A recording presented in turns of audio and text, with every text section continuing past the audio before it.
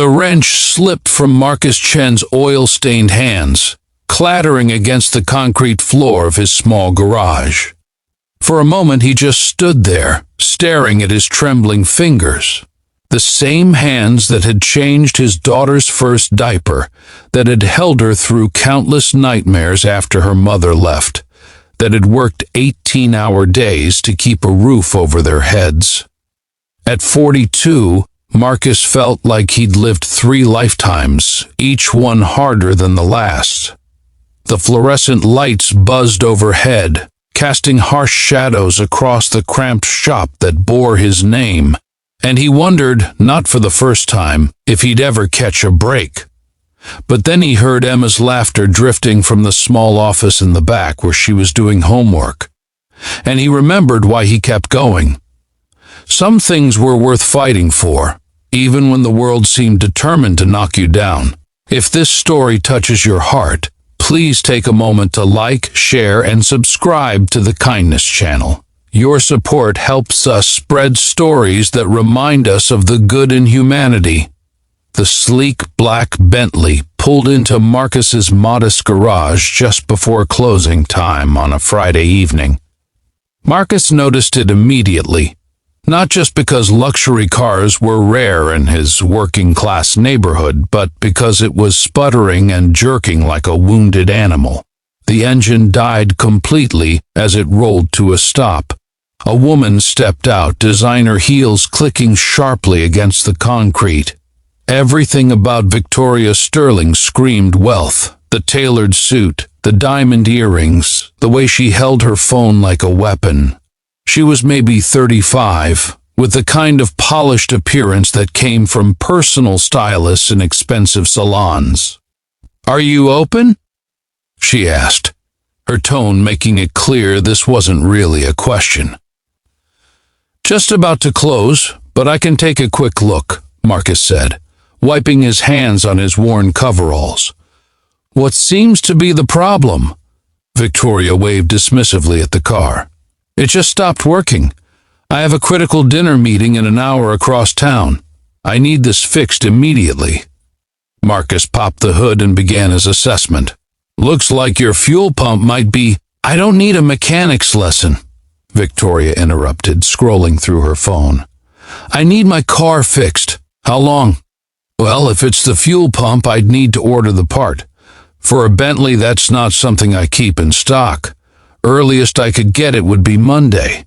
Victoria's head snapped up. "Monday? Are you joking? Do you have any idea who I am?" Marcus straightened, meeting her gaze calmly. "No, ma'am, I don't. I'm Victoria Sterling. Sterling Enterprises? We're the largest real estate development company in the state." She said it like she was explaining something obvious to a child. "I could buy 10 of these garages with what I spend on coffee." "That's impressive," Marcus said evenly, "but it doesn't change the fact that I need to order the part." Victoria's expression hardened. "This is exactly what's wrong with small businesses. No urgency, no understanding of important clients. People like you just coast through life making excuses." She glanced around the modest garage with barely concealed disdain. "I suppose I shouldn't expect much from a place like this." Marcus felt the words like a physical blow, but he kept his voice steady. "I understand you're frustrated, but—" "Daddy?" Emma appeared in the doorway of the office, her backpack slung over one shoulder.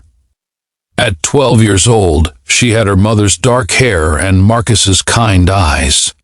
"Are we still getting pizza tonight?" Victoria barely glanced at her. "Great, you're making your kid work now too? How very entrepreneurial." "She's not working. She does her homework here after school," Marcus said, a protective edge creeping into his voice. Emma, sensing the tension, walked over to stand beside her father. She'd inherited his ability to read people, and something in her young face showed she understood exactly what kind of person Victoria Sterling was. "I'll call you a tow truck," Marcus offered. "They can take it to the Bentley dealership downtown. They might have the part." Victoria made a frustrated sound and turned away to make a call. While she argued loudly with someone on the phone, Emma tugged on Marcus's sleeve. "Dad, isn't that the car that has the electronic fuel system?" she whispered. "Like the one you were reading about last week?" Marcus blinked. His daughter was right. He'd been studying up on newer luxury models in his spare time, trying to stay current. Some of the latest Bentleys had electronic fuel management systems that could fail due to a simple sensor issue, not the pump itself. He moved back to the car and checked the diagnostic computer. Sure enough, it was a faulty sensor, something he could fix in 15 minutes with a part he actually had in stock. Victoria finished her call and turned back, eyes blazing. "The tow truck will be an hour." "An hour? This is absolutely—" "Ma'am," Marcus interrupted gently. "I think I found the actual problem. It's not the fuel pump. It's a sensor, and I have one that'll work. I can have you back on the road in about 20 minutes. Victoria paused, suspicion crossing her face. "You said you couldn't fix it." "I was wrong about what the problem was. Emma reminded me about the electronic system in these newer models." For the first time, Victoria actually looked at Emma, then back at Marcus. Some of her anger seemed to deflate, replaced by something harder to read. "Fine. How much?" "For the part and labor, $150. Marcus got to work. Emma sat on a nearby stool, swinging her legs and occasionally handing him tools. Victoria watched in silence, her phone momentarily forgotten in her hand. As Marcus worked, Emma started chatting, the way kids do. "My dad's the best mechanic in the city. People don't always know it because we don't have a fancy shop. But he's fixed cars for 3 different dealerships when they couldn't figure out what was wrong." "Emma," Marcus said softly, a gentle warning. "It's true, though. And you do it all by yourself since Mom left. You take care of me and the business, and you still volunteer at the community center on Sundays to teach people basic car maintenance for free." Victoria's expression shifted, something uncomfortable flickering across her face. Marcus finished the repair and started the engine. It purred to life, smooth and powerful. All set. Victoria stood there for a long moment. When she finally spoke, her voice was different, quieter. "I was incredibly rude to you, both of you. I'm sorry." Marcus nodded. "We all have bad days. That's generous considering I was—" She trailed off, looking around the garage again, but this time seeing it differently. "You know, I built my company from nothing. 20 years ago, I was working 3 jobs, eating ramen, sleeping in my car sometimes. I told myself I'd never forget what that was like." She met Marcus's eyes. "But somewhere along the way, I did forget. I started measuring people by their business cards and bank accounts instead of their character." She pulled out her checkbook. $150, you said?" "That's right." Victoria wrote the check, then paused and wrote another one. She handed both to Marcus. The second check made his eyes widen. It was for $10,000. "Ma'am, I can't. It's not charity," Victoria said firmly.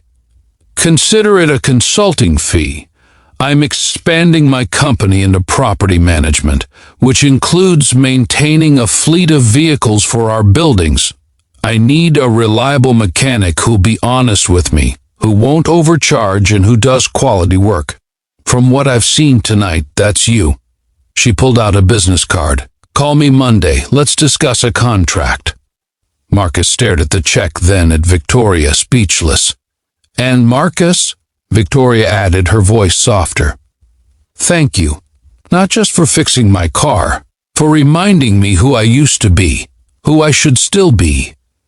As the Bentley pulled away, Emma hugged her father's waist. "You did good, Dad." Marcus looked down at the checks in his hand, then at his daughter's beaming face. "We did good, sweetheart. We did real good." If this story reminded you that kindness and respect cost nothing but mean everything, please like, comment, share, and subscribe to the Kindness Channel. Together we can spread more stories that celebrate the dignity in every person and every honest day's work.